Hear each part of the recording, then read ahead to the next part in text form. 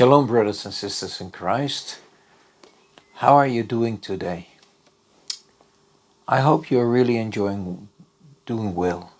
You're enjoying yourself, you're having a good time, and that God's hand may rest upon you, that you may focus upon Him, concentrate upon Him, and allow His Spirit to really lead you this very day. That is my prayer for you today.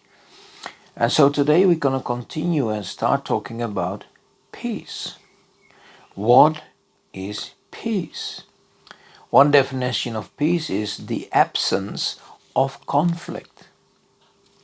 You know, when you look at two nations fighting each other, and the only way peace can happen is when both nations finish the war. And maybe one is conqueror and the other one lost, and that's peace. But that's not what true peace is really all about. So what is true peace, or how do we get true peace? True peace involves reconciliation. It involves being reconciled to one another. It's not where one won and the other lost. No, it's where they really be reconciled with one another. So let us look at some of these issues. Because how does peace disappear? It's because there is a conflict. A conflict. How does conflict happen? Conflict starts with sin. Maybe, for example, one nation wants to get that other nation as part of their nation. What's the conflict? They have become covetousness. They desire a neighbor. And so it starts with sin.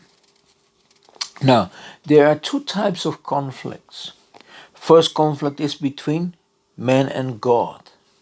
Second conflict is between man and man. And we can see this very clearly in the Bible. The first conflict between man and God is between Adam, Eve, and God in the garden. Where God had said to Adam, you can eat everything. You can eat absolutely everything except for one tree. You're not allowed to eat. What does Eve do?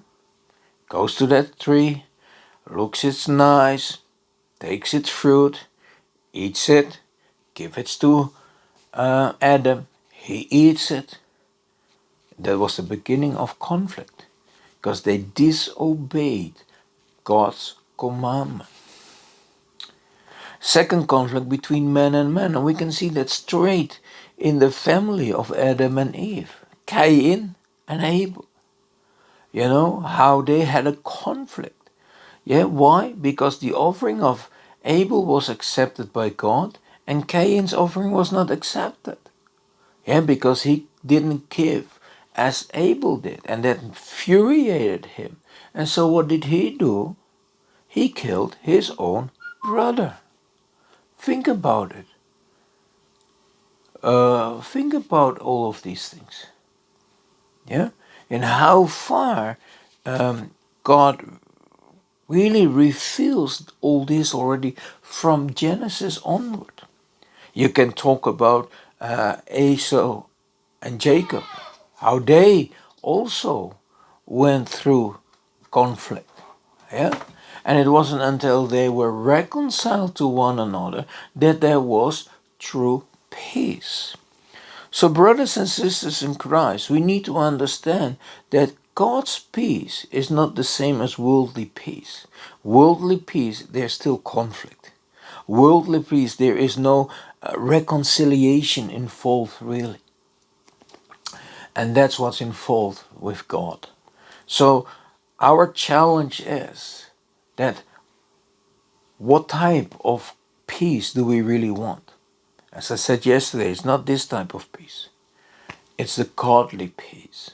It's the peace we need to pray for over Jerusalem, as it says in Psalms. Pray for the peace of Jerusalem. So brothers and sisters in Christ, as we continue this week talking about the peace, I really want to challenge you to ask God, what do you want to teach me? and allow the Spirit of God to minister to you. May God bless you.